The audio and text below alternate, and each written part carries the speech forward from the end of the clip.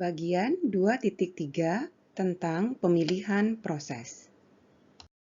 Kita telah mempelajari bahwa arsitektur proses dari sebuah perusahaan mungkin meliputi ratusan, bahkan ribuan proses.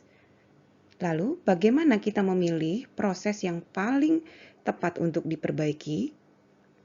Terdapat beberapa kriteria yang membantu kita dengan keputusan tersebut.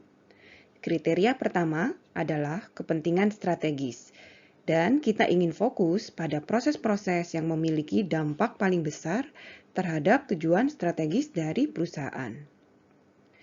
Dalam hal ini, kita akan mempertimbangkan profitabilitas, keunikan, dan kontribusi dari proses terhadap keunggulan kompetitif.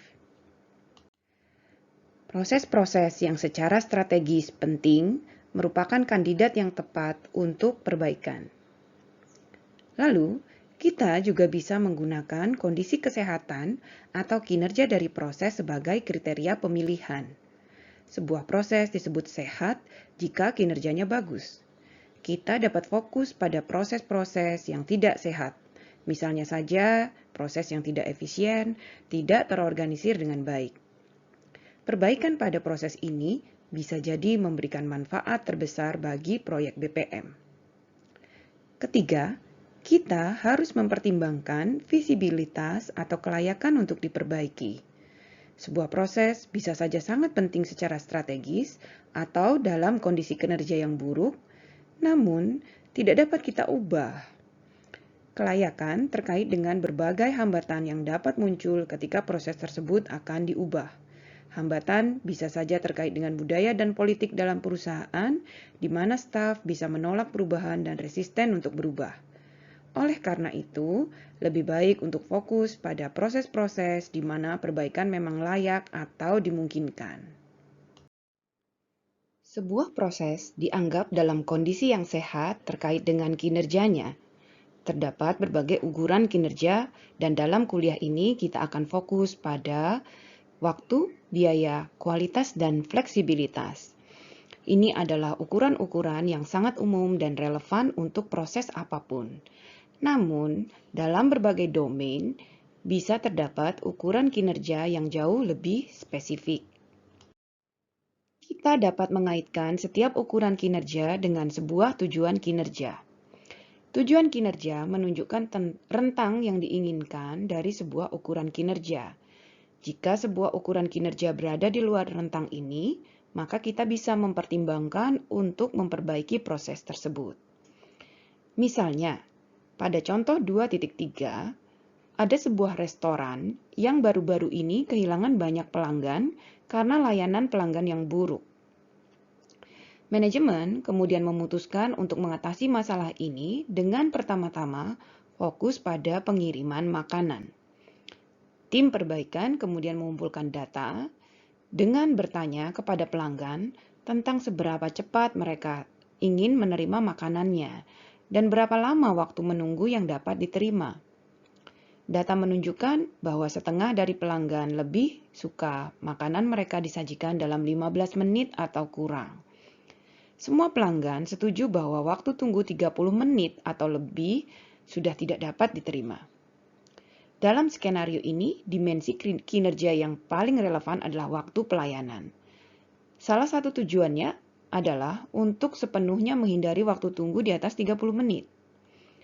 Persentase pelanggan yang dilayani dalam waktu kurang dari 30 menit harus mendekati 100%. Dengan demikian, persentase pelanggan yang dilayani dalam waktu kurang dari 30 menit adalah ukuran kinerja yang relevan. Batasan lain yang disebutkan dalam skenario adalah 15 menit untuk penyajian makanan. Pilihan antara dua ukuran kinerja. Rata-rata waktu penyajian makanan atau persentase pelanggan yang disajikan dalam 15 menit.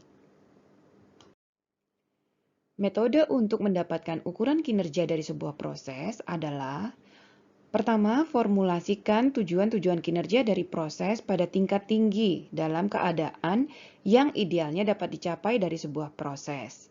Misal, pelanggan harus dilayani kurang dari 30 menit. Untuk tiap tujuan kinerja, identifikasi dimensi kinerja yang relevan, lalu definisikan satu atau dua lebih ukuran kinerja dari tujuan yang ditetapkan. Misalnya, persentase pelanggan yang dilayani kurang dari 30 menit. Anggap saja ukuran ini disebut dengan ST dalam kurung 30 misalnya. Lalu, definisikan tujuan yang lebih detail dari ukuran kinerja. Misalnya tadi, ST30 itu harus lebih dari 99% atau persentase pelanggan yang dilayani kurang dari 30 menit harus lebih dari 99%. Sekarang, bagaimana caranya kita dapat memilih sebuah proses tertentu berdasarkan kriteria yang sudah kita diskusikan? Kita dapat menggunakan portofolio proses untuk membantu kita membuat keputusan tersebut. Portofolio proses menunjukkan secara visual berbagai kriteria dan membantu kita memilih proses terbaik untuk perbaikan. Pada gambar ini, kita dapat melihat contoh dari portofolio proses dari sebuah universitas. Bagian kiri menunjukkan kepentingan dari sebuah proses, sementara sumbu horizontal menunjukkan kondisi kesehatan dari sebuah proses. Warna menunjukkan kelayakan proses untuk inisiatif perbaikan. Warna yang paling terang menunjukkan paling mudah untuk diubah, sementara yang sangat gelap menunjukkan bahwa sulit untuk dilakukan perubahan. Di sini kita lihat bahwa jadwal kuliah ada pada bagian kiri atas dari portofolio proses universitas, yang berarti ini adalah kombinasi antara kesehatan dan kepentingan yang tertinggi. Kita juga lihat bahwa kelayakan proses ini untuk diubah adalah menengah. Berdasarkan alasan inilah kita memilih proses kuliah ini penjadwalan kuliah dalam kasus perguruan tinggi sebagai proses yang akan diperbaiki. Mari kita simpulkan apa yang sudah kita pelajari pada bab 2. Kita sudah mendiskusikan tentang identifikasi proses dan sudah melihat bahwa arsitektur proses digunakan untuk menentukan proses-proses utama dalam organisasi. Arsitektur proses menentukan hubungan antar proses. Terdapat metode dengan 7 langkah untuk mendefinisikan arsitektur proses termasuk proses landscape model. Setelah kita menentukan arsitektur proses, kita perlu memilih proses yang sesuai untuk perbaikan. Seleksi proses terkait dengan pemprioritasan proses berdasarkan atas tingkat kepentingan, kesehatan, dan kelayakan untuk perbaikan. Pemilihan ini dinilai oleh pemilik proses dan didasarkan atas ukuran dan tujuan kinerja proses. Dimensi kinerja yang umum adalah waktu, biaya, kualitas, dan fleksibilitas. Portofolio proses membantu dalam menentukan peningkatan proses. Proses yang terpilih akan menjadi subjek untuk fase-fase selanjutnya dalam siklus hidup BPM. Kita akan diskusikan fase-fase tersebut dalam perkuliahan selanjutnya.